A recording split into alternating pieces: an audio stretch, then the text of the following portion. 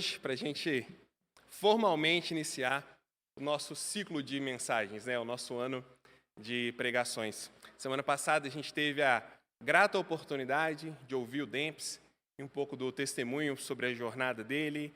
A gente teve a oportunidade de honrá-los, como fundadores da nossa igreja, ele e Christian, um dos fundadores, ouvi-lo e fechar um ciclo para ele, então foi muito bom. E hoje nós vamos começar a nossa nova série de mensagens para esse semestre.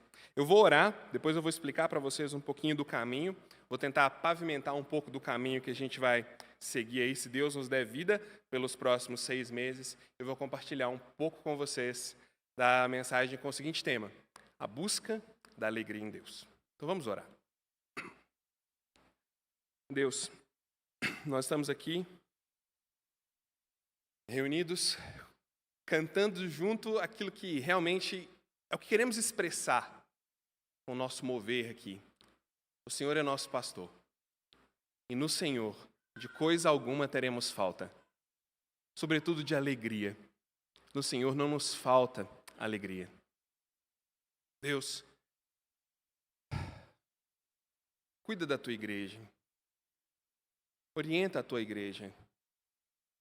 Ela é tua, o Senhor ama a tua igreja mais do que qualquer um de nós, então use-nos como instrumento para a edificação do corpo de Cristo, a tua amada igreja.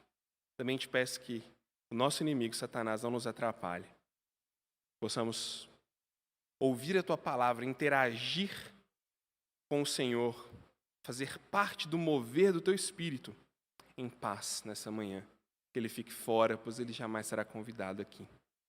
E Deus, derrama a tua graça nos nossos corações, de modo que os nossos pecados da semana que tivemos, as nossas falhas, os nossos erros, que isso não seja jogado na nossa face, enquanto nos concentramos para ouvir tua palavra. Nos dá a certeza, a segurança do poder restaurador do sangue de Jesus nesta manhã. Nós confiamos em ti, e é no nome dele que nós oramos. Amém. No semestre passado, nós focamos na nossa estratégia de reação. Agora nós estamos na nossa reação de fato. E teve algo que nos marcou bastante enquanto nós preparávamos ali os estudos para o semestre passado, que foi características da nossa identidade em Jesus. Nós dividimos ou organizamos isso em 3 letras, fizemos um acróstico, AME. Somos adoradores, somos membros e somos embaixadores de Jesus Cristo. Isso ficou na minha mente, na mente do Jeff, foi muito forte para nós essa parte de identidade, tanto que a nossa série de pregações para o nosso semestre, o título da série é AME. Por quê? Porque nós falamos um pouquinho sobre nós somos sim adoradores, nós somos sim membros, nós somos sim embaixadores de Jesus Cristo, nós definimos, nós pontuamos, explicamos, mas você, como bom entendedor que deve ter se perguntado, e agora, como é que eu vivo isso? Como eu coloco tudo isso em prática? O que isso significa para o dia a dia, para a vida do corpo e para a minha vida individual? O que significa ser um adorador, um membro e um embaixador lá onde importa, na vida real? Na vida como ela é. E é isso que nós vamos fazer nesse semestre. Todas as nossas mensagens estão todas baseadas nos livros que vocês vão estudar durante o discipulado. O Plena Satisfação em Deus, o Vida em Comunhão e o Louco Amor. Todas essas mensagens têm como objetivo nos mover, nos fazer refletir, nos desafiar a experimentar a nossa identidade de adorador, de membro e de embaixador. E hoje nós vamos começar falando sobre alegria. Essa mensagem ela é muito forte nesse livreto do John Piper. A grande maioria dos nossos visitantes ganha um. Então, se você é um visitante e não ganhou um, você pode requerer o seu livrinho, tá bom? É para você ganhar um livrinho desse. Muito bom esse livro. Esse livretinho, ele é um resumo desse livro maior, que o John Piper escreveu há muitos anos. Ele fala sobre a nossa alegria como um dever em Cristo. Mas eu não vou dar spoiler para vocês, eu vou seguir a nossa mensagem. Fica comigo aqui. Se eu falar para você assim, Busque alegria. Ou talvez, usar um sinônimo, né? Busque felicidade. Corra atrás da sua alegria. Seja feliz, seja alegre. Sério, né? É o tema do momento, né? Parece que sempre foi. É um tema forte, assim. Eu preciso buscar minha satisfação, buscar minha alegria, a minha felicidade. Revigora. Às vezes a gente está desanimado, frustrado com alguma coisa, a gente vê um filme, né? Busque a sua felicidade. Lembra do Will Smith com o filhinho dele pequenininho? A procura da felicidade, em busca da felicidade, né? Tem que buscar a felicidade a todo custo. Parece, assim, uma expressão ou um convite para a gente focar ou centrar bastante nas nossas necessidades. Porque quando eu falo para você assim, busque alegria, talvez ou você fique imaginando tudo que está te impedindo de ser alegre. Né? Para ser alegre eu tinha que matar... Não, quer dizer, para ser alegre eu tinha que... Né? A gente começa a pensar um monte de coisa. Ou a gente começa a pensar, o que eu tenho que ser, o que eu tenho que fazer? Faz a gente olhar para dentro, olhar para as nossas necessidades. É libertário. É também inclusivo. É bom ouvir isso, não é? Pois é. Eu quero que você pense uma coisa. Pense por um instante na quantidade de formas que a alegria pode se apresentar para nós. Vamos comparar essa coisa de busque a sua alegria com a quantidade de formas que a alegria pode se revelar. Eu separei aqui alguns exemplos para ajudar você aí no seu imaginário. Para um sedento no deserto, a alegria é encontrar uma poça de água, seja ela barrenta ou não, para ele cair de cara e matar sua sede. Para os pais de um primeiro filho, a alegria é poder dar uma cochilada de meia hora enquanto a criança milagrosamente dormiu. Indo para o mundo da imaginação e da ficção, eu gosto muito, para um hobbit do condado, né, pegando as obras de Tolkien, a alegria é poder tomar 2 cafés da manhã. Para alguém num campo de concentração, a alegria pode vir ao encontrar um corpo morto para retirar os seus sapatos. Ou em ter alguém que cate os seus piolhos no final do dia. Olha só, desde coisas simples da vida até grandes expressões de desejo, ganância, vontade, a alegria assume formas diferentes. E honestamente, ao meu ver, dizer para você agora, busque a sua alegria, não parece mais tão libertário, tão revigorante assim não, parece perigoso. Uma escritora americana, Flannery O'Connor, ela escreveu algo que eu gostei muito. Ela disse assim, imaginem-me com os dentes cerrados, perseguindo a alegria, completamente armada. Pois é, essa busca é altamente perigosa. O que ela quis dizer com isso? Essa expressão, busque a sua alegria, ela pode se tornar drástica e perigosa, já que em algum momento da nossa busca, em algum momento, a busca da minha alegria pode colidir com a busca da sua alegria. E sabe o que acontece? Alguém sai ferido ou machucado, porque a alegria se apresenta de formas tão diferentes. E essa é a razão. O fato de a alegria se apresentar de tantas formas diferentes, a partir de tantos desejos, sensações, sonhos, vontades, ganâncias até. Essa é a razão porque a mensagem de hoje tem o título A Busca da Alegria em Deus. É completamente diferente dizer busque sua alegria e dizer busque sua alegria em Deus. As coisas mudam. Não se trata de um flerte nosso, sabe? Não é um namorico nosso com os prazeres que estão ao nosso redor, não. Mas algo muito mais profundo. A nossa satisfação, deleite em Deus. Por isso eu quero afirmar para você o seguinte. Primeiro, existe uma alegria a ser perseguida em Deus. Existe uma alegria a ser buscada. a ser perseguida. E essa busca, esse movimento, essa intencionalidade, ela é legítima. Buscar alegria em Deus é legítimo, é válido. Porém, é uma alegria cristã. O que isso quer dizer? É uma alegria cristã. Ora, ela só existe por causa de e em Jesus. Esse é o grande diferencial dessa alegria. Nós vamos falar disso pelos próximos 4 domingos. Essa é a primeira de uma série de 4 mensagens com o tema na alegria. Hoje, busque a alegria em Deus. Semana que vem, a alegria na adoração. Na próxima, a alegria do pertencimento, ser membro. E a próxima, a alegria de ser um embaixador de Jesus Cristo. Ou seja, muitas perguntas que vão surgir na sua mente hoje, elas vão ser respondidas no caminho. Elas vão ser respondidas ao longo desses 4 domingos, então não perca. Mas por hoje, o que eu quero te mostrar é o seguinte. Essa busca é legítima. Eu quero te mostrar onde essa busca começa. Quero te mostrar também qual é o caminho para essa busca. E dar uma dica de algumas pedras que todos nós vamos encontrar nesse caminho.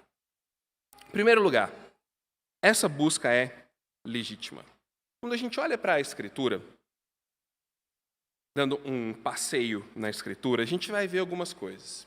Primeiro que, em alguns textos, a Escritura, a alegria, ela é preconcebida. Ela parece como que óbvia. Tá? Como assim não experimentaram alegria? Em outros textos, ela vai ser estimulada. Em outros, ela vai ser uma consequência de algo maior que está acontecendo. Mas ela sempre vai aparecer. E eu quero desafiar vocês que vão estudar esse livrinho aqui no discipulado, mas ela sempre vai aparecer como algo natural. Esse é o X da questão. Ela não aparece como algo esquisito, ela não aparece como uma pedra no feijão na hora do almoço. Tá? Não, alegria. Não é assim que ela aparece na Bíblia. Ela está ali. É subentendido que ela estará. É subentendido que ela será experimentada. Você vai observar isso enquanto você lê, enquanto você ouve alguns textos que eu vou ler aqui. Olha só, o primeiro texto está lá em Deuteronômio. E o que está acontecendo aqui? Eles estão recebendo uma consequência por não terem experimentado alegria. Gente, parece meio esquisito começar assim, mas eles estão recebendo uma consequência porque não experimentaram alegria. Logo, alegria era algo que eles deveriam estar experimentando. Essa é a tese de tudo que a gente vai falar nesses próximos 4 domingos, tá? Ela deveria estar ali. E o simples fato dela não estar já é um problema. Olha só. Deuteronômio 28, 47 a 48. Nova Almeida atualizada.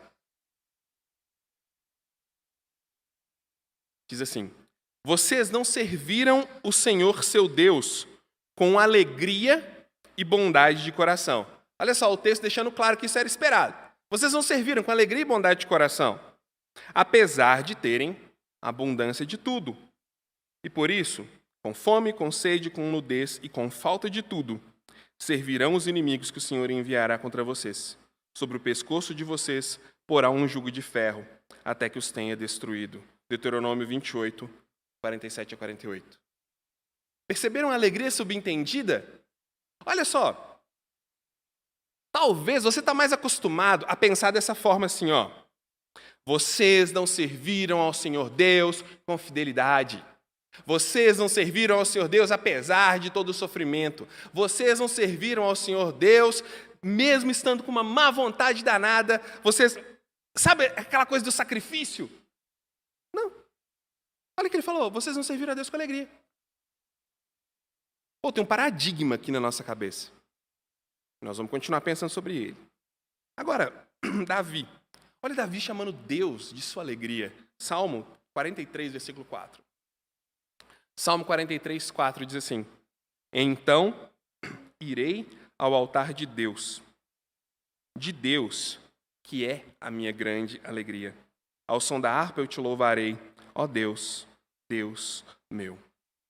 Agora nós vamos acelerar um pouco em alguns outros versículos, onde a alegria vai continuar sendo apresentada como algo assim, pleno, essencial, inerente. Salmo 102, Davi diz: servi ao Senhor com alegria. Se apresentem diante dele. Salmo 37, inclusive no final eu tenho um desafio para vocês. O Salmo 37 vai entrar nele, mas sem spoiler, Rafael. Salmo 37, versículo 4, ele diz: deleita-te no Senhor, alegra-te no Senhor. Curte, aproveita, sente a satisfação no Senhor. Salmo 90, ele ora: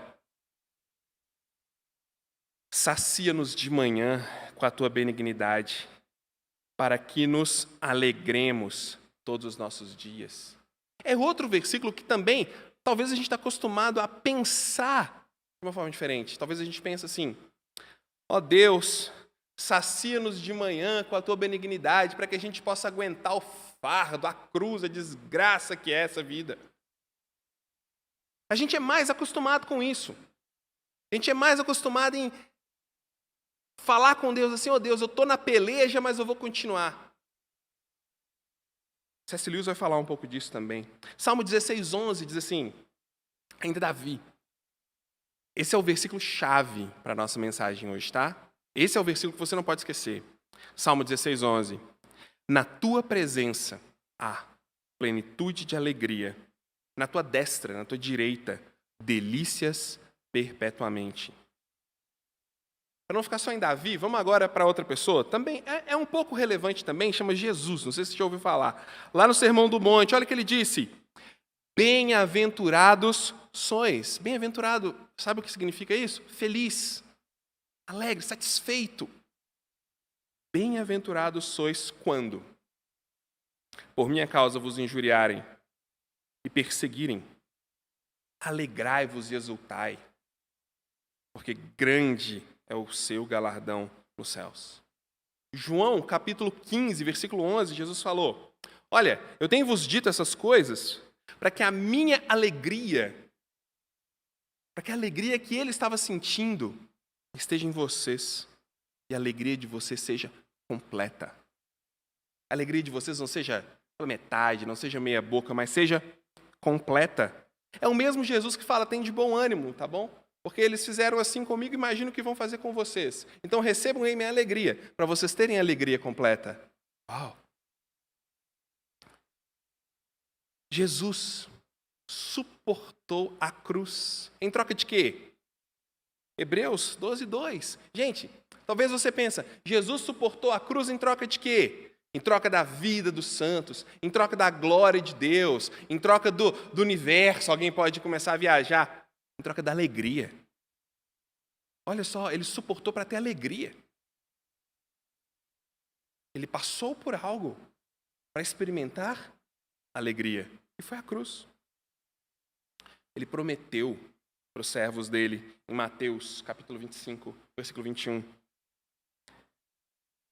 Entra na alegria do teu Senhor, vocês que foram servos bons e fiéis.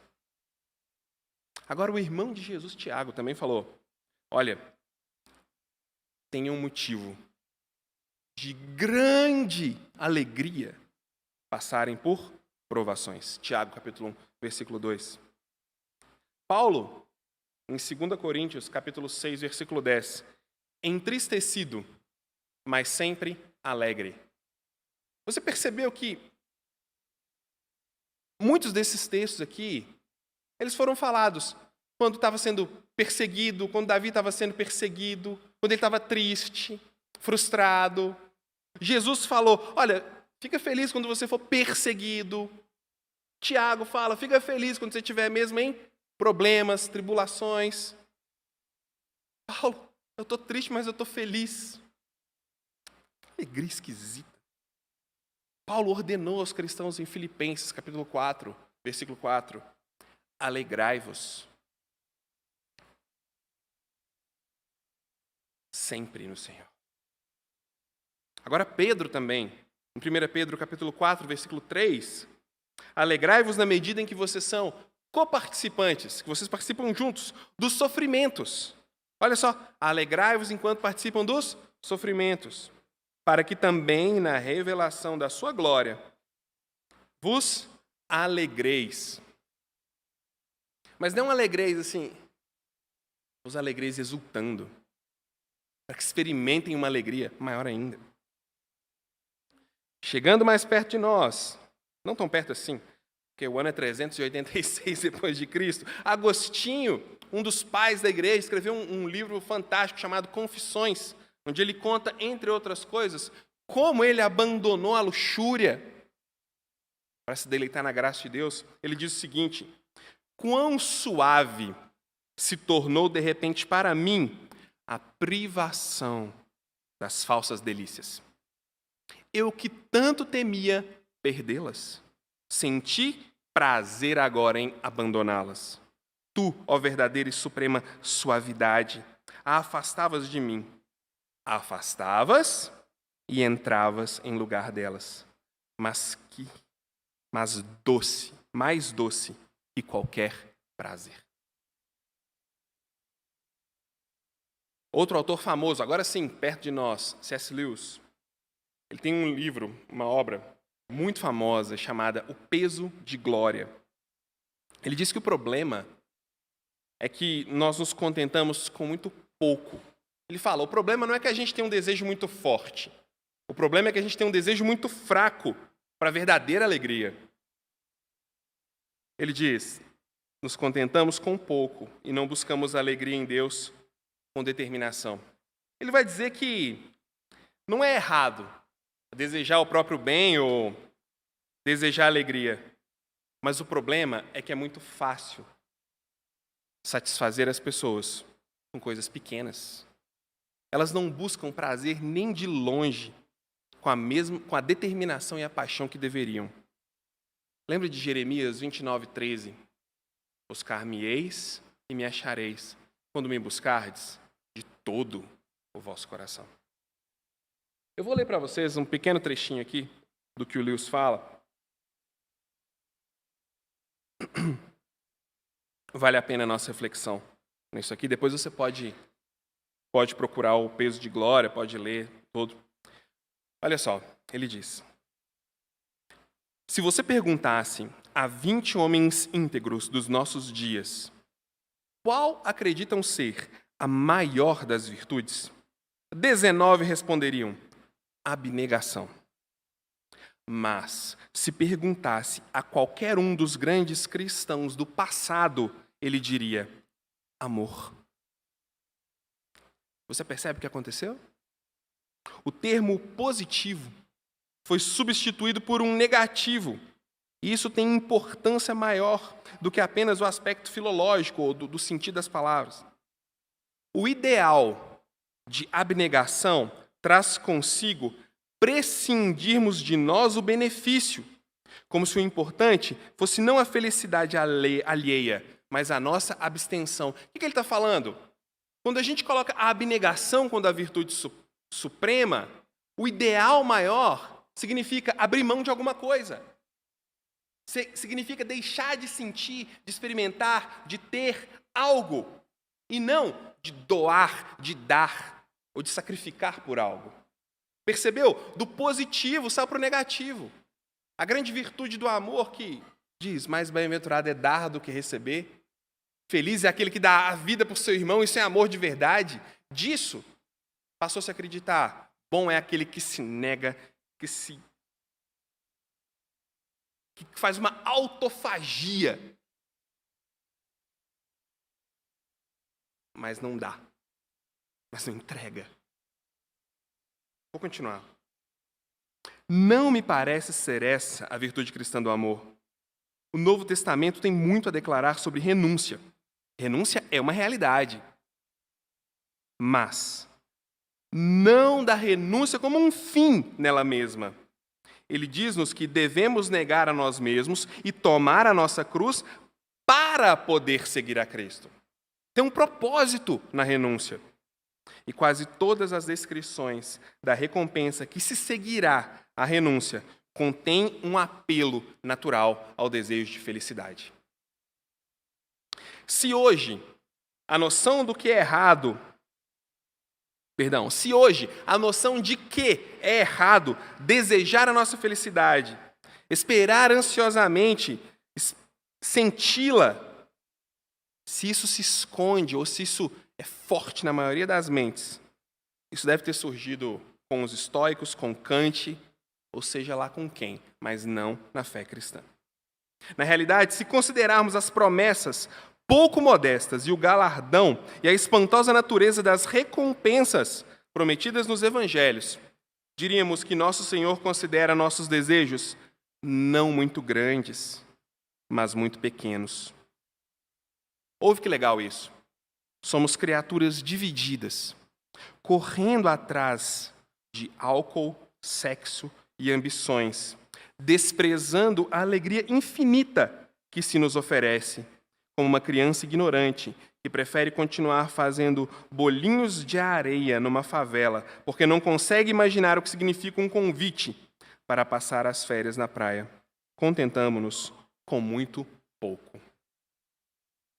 Em algum momento, nós passamos a acreditar que simplesmente se negar é a maior das virtudes. Mas isso é olhar para o Evangelho, é olhar para as promessas de Deus sem muita vontade. Isso é olhar para tudo que Cristo está dando, para aquele olhar. Deixa eu me abnegar. Está sendo oferecido tanta coisa. E a única coisa que nós pensamos às vezes é: o que eu preciso me abnegar? Ser alegre não é pecado. Ou seja, a alegria em Deus não deve ser tratada como apenas um resultado. A gente usa muito aquele texto, né? Aquele que sai caminhando, chorando, enquanto vai semear, voltará feliz da vida trazendo seus feixes. Aí a gente pensa assim: então tudo que eu faço aqui na peleja, com má vontade, sem a menor alegria, sem ânimo nenhum para Deus, isso aqui ainda vou sentir alegria na volta. A gente trata a alegria como resultado. Eu me nego, eu me abstenho, eu faço mesmo o que eu tenho que fazer, porque alguém me cobrou, porque alguém está no meu pé, porque alguém me ligou, porque alguém disse que tem que fazer, e depois, quem sabe, eu experimento a alegria. A alegria não deve ser tratada como resultado da nossa obrigação, ou como resultado do dever, mas ela deve ser tratada como o dever. Como a obrigação em si. Isso parece muito confuso para a gente, né? Parece assim: como eu trato a alegria como obrigação, como um dever? Como que eu experimento essa alegria? A segunda dica que eu quero dar para você vai responder um pouco disso. Quero te mostrar onde ela começa. Se não é errado buscar alegria em Deus, se não é errado querer experimentar alegria em Deus, pelo contrário, é estimulado diante das grandes promessas que temos. Onde é que isso começa? Talvez alguém vai dizer: o que é que eu tenho que fazer para experimentar essa alegria? O que é que eu tenho que cumprir? O ritual. Em alguns lugares, essa era a hora de pedir a oferta. Então, irmãos, agora quem quer alegria dobrada, vamos lá, vou passar um saquinho aí. Onde essa alegria começa? A nossa busca pela alegria começa quando Jesus nos encontra. Olha bem, a nossa busca começa quando Ele nos encontra. Gálatas capítulo 4, versículo 4. Vindo, porém, a plenitude do tempo, Deus enviou o seu Filho ao mundo. Ele veio procurar os que eram seus, para que eles recebessem a adoção de filhos. Quantas crianças estão por aí, em orfanatos, esperando alguma família para chegar e adotá-los? Quantas crianças sonham com isso toda noite? Imagina só, num orfanato, como deve ser quando a campainha toca. Talvez a grande maioria daquelas crianças pensando: será que sou eu? Será que é minha vez? Será que alguém vai me querer? Será que alguém vai me amar? Será que alguém vai cuidar de mim? Alguém vai me valorizar? A alegria daquela criança começa quando ela é adotada. Quando alguém vai lá e acha ela. Quando alguém vai lá e leva ela para casa. A nossa alegria começa quando Cristo nos adota. Quando Ele vem. quando ele vai até o orfanato, quando ele toca a campainha, quando ele entra, quando ele escolhe, a nossa alegria começa ali, nesse momento. Toda e qualquer busca por alegria começa em Jesus. Lá em Mateus 11, do 28 ao 30, Jesus diz o seguinte: vinde a mim, todos vocês que estão cansados, sobrecarregados, e eu vos aliviarei. Tomem sobre vocês o meu jugo e aprendam de mim, porque sou manso e humilde de coração, e vocês acharão descanso para a sua alma, porque o meu jugo é suave e o meu fardo é leve. Gente, falar de alegria cristã sem falar de Jesus é como tentar pegar o caminho mais rápido para a felicidade. Falar de alegria sem Jesus é como buscar felicidade em álcool, em drogas, sexo, dinheiro. Complete a lista com o que você quiser. Por mais que pareça que a gente chega lá, na alegria, com essas coisas, a gente sempre acaba ou numa ressaca física ou numa ressaca moral. Desejando alguma coisa que a gente não sabe direito o que é. Que a gente não sabe direito onde que está. Mas que está fazendo falta. A fome sempre volta. A fome sempre volta. Porque só Jesus supre essa fome.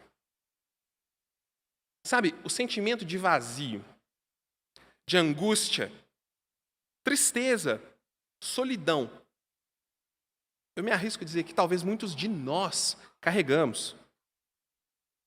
E a grande maioria das pessoas carrega.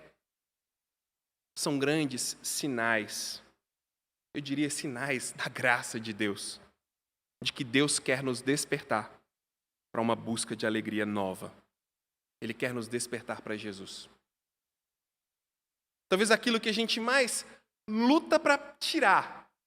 Talvez aquilo que os remédios não estão tirando. Que a terapia não está tirando. Que o sexo não está tirando. Que as drogas não estão tirando. E que tudo mais que a gente faz não está tirando. Talvez aquele vazio que nada preenche. É simplesmente Deus derramando graça na sua vida e dizendo: é Jesus.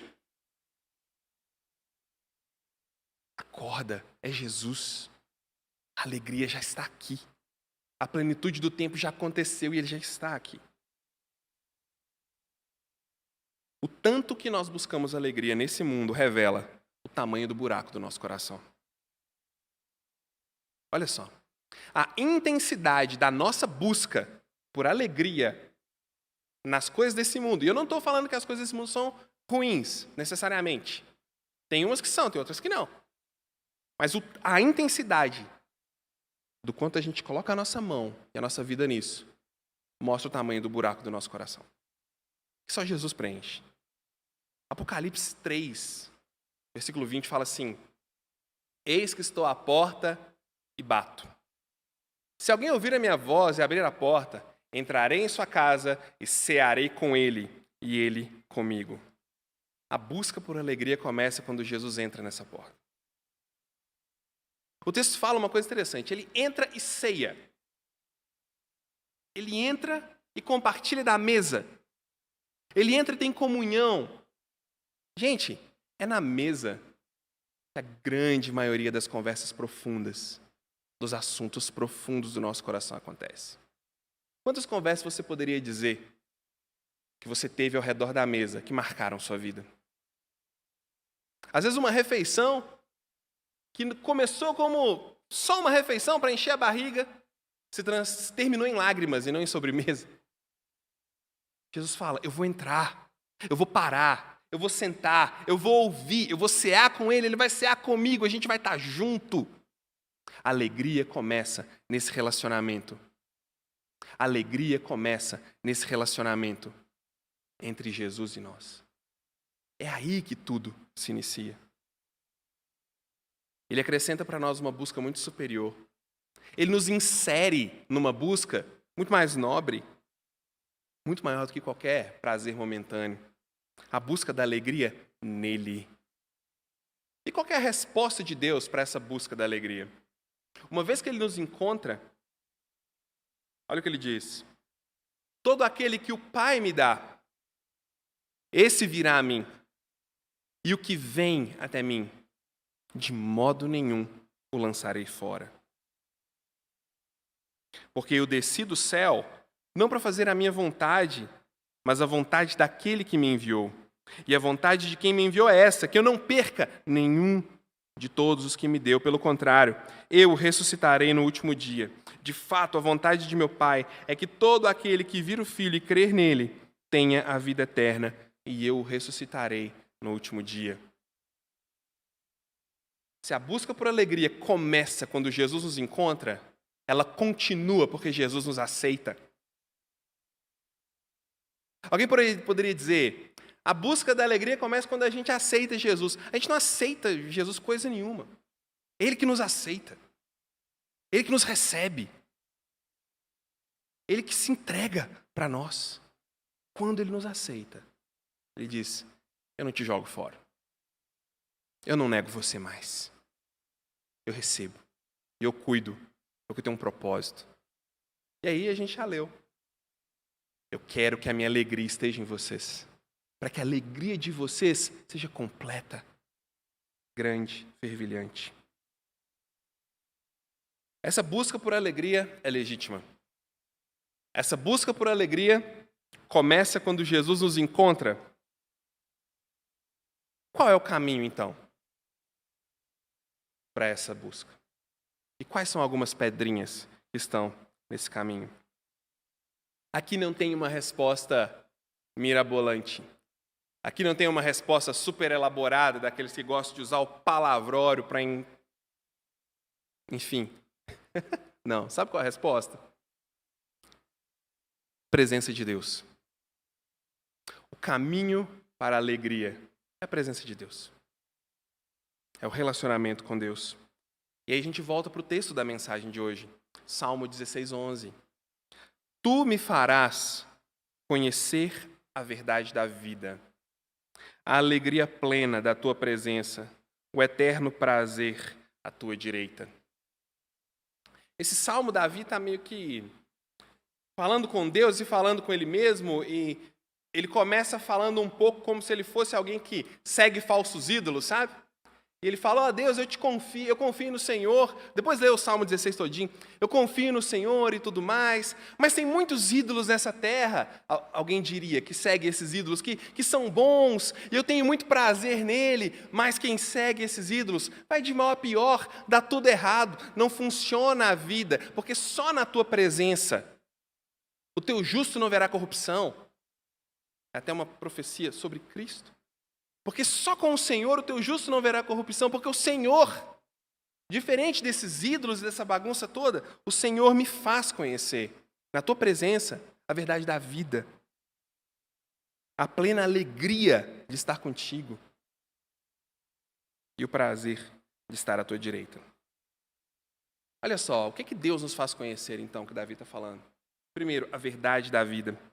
Isso é uma coisa que é discutida, e discutida bastante. Desde quando eles acham que a filosofia, o pensamento ocidental começou lá em Tales de Mileto, é a natureza da verdade. O que é verdade? O que define verdade? Quem contém a verdade? Quem pode se dizer como o guardião da verdade? A busca pela verdade se resume não numa sentença, mas numa pessoa. Ela não se expressa numa sentença qualquer. Ela se revela numa pessoa. Lembra João 14, versículo 6? Eu sou o caminho e a verdade e a vida. Ninguém vem ao Pai. Ninguém entra no caminho da busca por alegria, senão por mim. Romanos 11 também vai dizer, porque dele, por ele e por meio dele, Jesus, são todas as coisas. A ele, pois, a glória eternamente. Amém. Na presença de Deus, Ele nos faz conhecer a verdade da vida. Quem é a verdade da vida? Jesus. Nós só conhecemos Jesus na presença de Deus, porque Ele nos revela. Ele nos fará conhecer também a alegria plena da presença dele. Agora vai fazer um pouco mais sentido. Por que a alegria ela aparece sempre em contextos antagônicos? Não vou dizer sempre, mas em grande maioria em contextos antagônicos. Eu estou triste, mas eu estou feliz, como Paulo falou. Eu estou perseguido, mas a tua alegria me sustenta. Está difícil, mas eu sinto prazer na tua presença.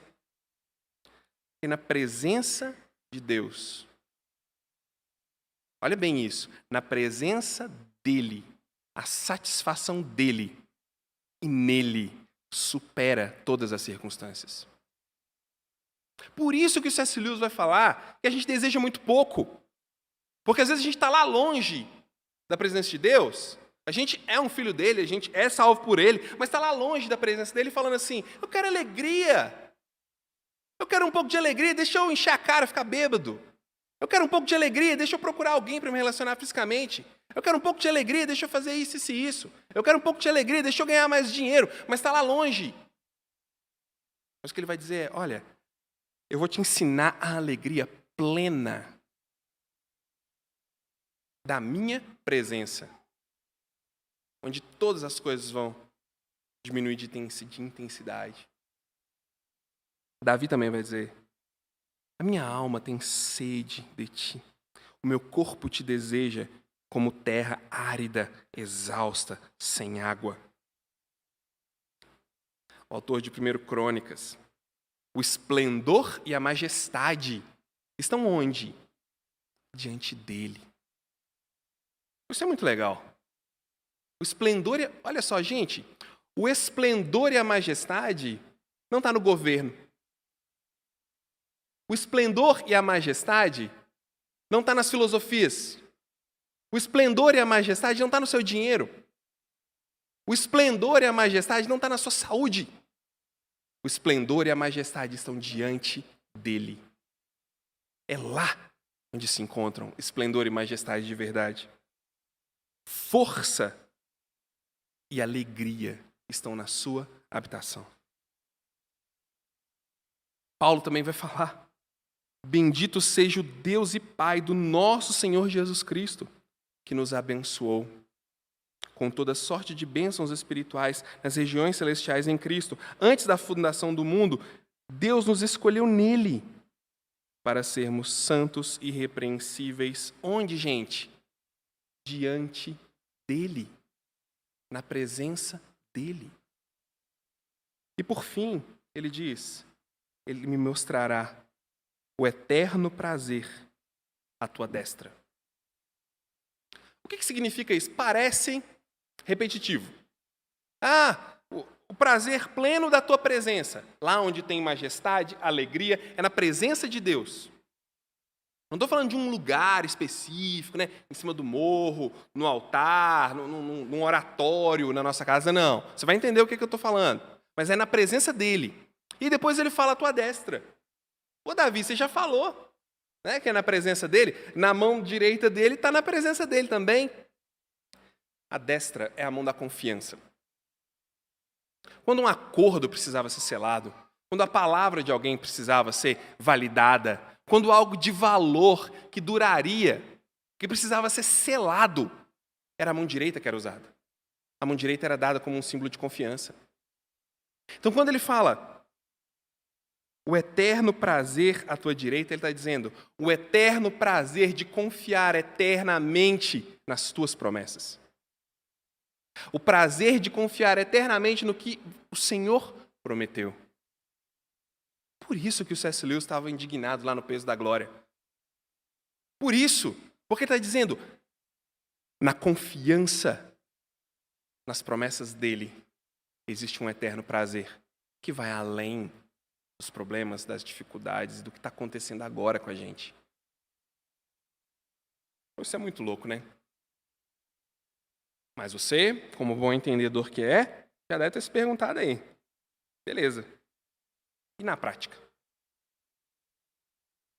Como é que eu experimento isso? Como é que vive isso? Como isso acontece? Como ele mostra a verdade da vida? Como ele mostra a alegria da presença dele? Como ele revela o eterno prazer na confiança dele, na destra dele? Gente, a resposta é mais simples ainda. mais simples do que qualquer um de vocês imagina. Tudo isso acontece em um relacionamento com Deus que se dá, primeiramente, com a leitura e meditação das Escrituras, com a oração e com a vida em comunidade. Deus se revela a nós. Deus mostra a alegria da presença dEle, a plenitude da presença dEle e a eternidade da confiabilidade dEle durante a leitura e meditação das Escrituras. Eu tenho esse texto anotado aqui na minha Bíblia que é: não cesse de falar desse livro da lei. Pelo contrário, medita nele dia e noite, para que você tenha cuidado de fazer segundo tudo que nele está escrito. Então você prosperará e será bem-sucedido. Não foi isso que eu te ordenei? Seja forte, seja corajoso, não tenha medo, não fique assustado, porque o Senhor, seu Deus, estará com você onde quer que você andar. Um pequeno estímulo para Josué na tarefa de liderar o povo de Deus. Segundo, não menos importante, oração. Filipenses 4:6 diz assim: não fiquem preocupados de coisa alguma. Em tudo, porém, sejam conhecidas diante de Deus os pedidos de vocês, pela oração, pela súplica, com ações de graças, e a paz de Deus, que excede todo entendimento, guardará o coração e a mente de vocês em Cristo Jesus. Terceiro, comunhão, vida em comunidade, vida em vida. Portanto, como eleitos de Deus, santos, amados, revistam-se de profunda compaixão, de bondade, de humildade, de mansidão, de paciência. Suportem uns aos outros e perdoem-se mutuamente, caso alguém tenha motivo de queixa contra outra pessoa. Assim como o Senhor perdoou vocês, perdoem também uns aos outros. Acima de tudo isso, porém, esteja o amor, que é o vínculo da perfeição. Que a paz de Cristo seja o árbitro no coração de vocês, pois foi por essa paz que vocês foram chamados em um só corpo, e sejam agradecidos. Que a palavra de Cristo habite ricamente em vocês.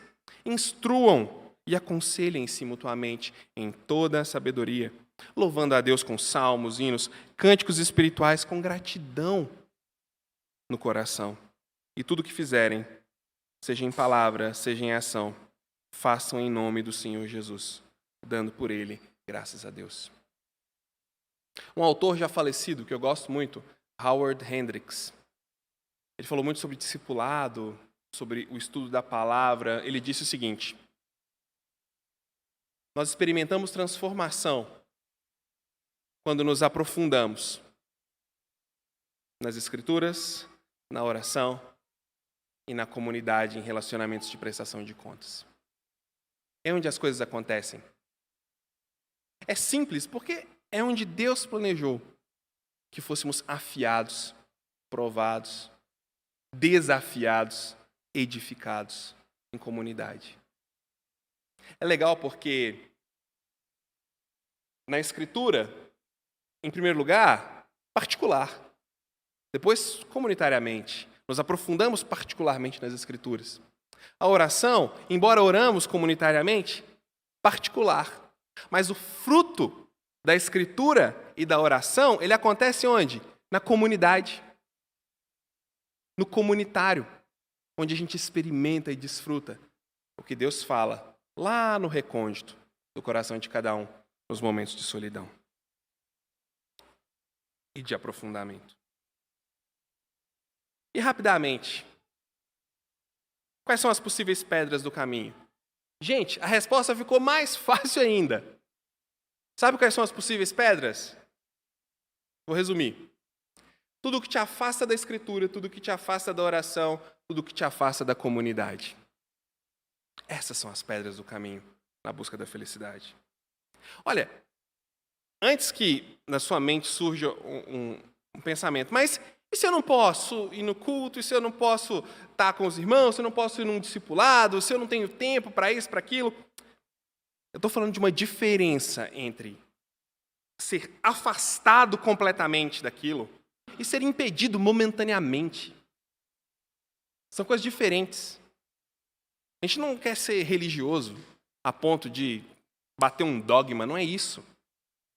Mas aquilo que nos afasta, que nos coloca distante da Escritura, da oração e da comunidade. É ali que o nosso olho deve estar bem aberto, bem alerta. O autor de Hebreus disse, lá em Hebreus 12, portanto, também nós, visto que temos a rodear-nos tão grandes nuvens de testemunhas, ele está falando sobre o capítulo 11, sobre os heróis da fé, visto que a gente tem tanta gente que foi fiel, livremo-nos de todo o peso e do pecado que tão firmemente se apega a nós, e corramos com perseverança a carreira que nos está proposta, olhando firmemente para o autor e consumador da fé, Jesus, o qual, em troca da alegria que lhe estava proposta, suportou a cruz, sem se importar com a vergonha, e agora está sentado à direita do trono de Deus. Portanto, pensem naquele que suportou tamanha oposição de pecadores contra si mesmo, para que vocês não se cansem e nem desanimem. Nem tudo que nos afasta da Escritura, da oração e da comunidade é um pecado. A gente não quer ficar como uma lupa, né? Isso é pecado, né? Eu tenho um pouco de... Pensar minhas palavras. Eu tenho um pouco de birra mesmo desse negócio. Isso é pecado, aquilo é pecado, isso é pecado, é pecado. Sabe, assim, um moralismo, né? Pastor, orar de cueca é pecado. Sabe, umas coisas assim, ridícula. Não é pra gente ficar assim. Nem tudo que afasta a gente de Deus é um pecado. Pode ser um relacionamento, pode ser um hábito, pode ser um costume de vida, pode ser uma pessoa. E às vezes aquilo não é pecaminoso, mas está nos afastando. É melhor repensar. E tem também os pecados que nos afastam. E, gente, vocês não são crianças, né? A gente sabe o que é pecado. A gente não precisa ter vergonha de falar. É o pecado que nos afasta mesmo. É o que põe a barreira. É o que nos impede. E isso a gente precisa colocar no trono da graça para receber perdão e socorro em ocasião oportuna para continuar na caminhada. Essas são as pedras no caminho. O cristão pode e deve buscar alegria em Deus. Não é egoísmo ou falta de amor buscar alegria em Deus. Essa tese a gente vai continuar desenvolvendo ela e ela vai fazer mais sentido a cada pregação. Essa alegria, ela é uma alegria cristã, ou seja, só existe em Jesus e por causa de Jesus. A busca por essa alegria, ela acontece exclusivamente na presença de Deus, em um relacionamento profundo que amadurece através do quê? Do aprofundamento na Escritura, da oração e da comunhão com outros que estão nessa mesma busca. Essa busca pode ser prejudicada por pecados ou pesos que nos afastam da Escritura, da oração e da comunhão. Um desafio prático para você. Acate, se lhe parecer justo fazê-lo. Mas para iniciar esse ano de caminhada, né, essa jornada de pregações com Deus e em comunidade, eu quero desafiar você essa semana a fazer uma coisa. 10 minutos de leitura da Escritura, começando hoje no Salmo 34, indo até o Salmo 40. 10 minutinhos. Comece no 34 hoje, 35 amanhã e vai até o 40. 10 minutinhos de oração, agradecendo a Deus pela sua vida, pela sua família, pela sua comunidade. E por fim, escolhe alguém da nossa comunidade e faz alguma coisa. Seja mandar uma mensagem, seja mandar uma cartinha, seja fazer uma ligação, seja mandar um hambúrguer no iFood. Eu ia gostar dela. Não, para com gordice, Rafael. Para. Faça alguma coisa. Põe em prática. Eu desafio você. Sério mesmo. Eu te desafio a me contar como você estava hoje e como você vai estar sábado que vem. Se você não experimentar, olha só, se você acatar esse desafio e não experimentar alegria, eu vou parar de acreditar no que eu preguei hoje. Se você acatar esse desafio e não experimentar nenhum pingo de alegria em Deus durante o processo, não é possível. Deve ter alguma coisa errada, a gente vai ter que descobrir, né? Então eu desafio você a seguir essa jornada essa semana. 10 minutinhos lendo sua Bíblia, começando no Salmo 34, indo até o 40. 10 minutinhos agradecendo a Deus por sua vida, sua família, sua comunidade. Escolhendo alguém da comunidade, fazendo alguma coisa para demonstrar que aquela pessoa é especial, que aquela pessoa vale alguma coisa para a nossa comunidade. E honestamente, eu acho impossível. Eu tenho certeza. É impossível não experimentar, nem que seja um pingo de alegria nesse processo. E aí você me conta, até semana que vem, como é que foi. Eu vou adorar te ouvir. Eu vou adorar conversar com você sobre isso. Tá bom? Vamos orar. Ó Deus, a gente tem uma jornada que só é possível porque o Senhor nos encontrou. Que só é possível porque o Senhor nos achou. Então caminha conosco. Caminha com a gente nisso. Esteja ao nosso lado. Mostra para nós os pilares da nossa alegria e nos convence do amor de Jesus.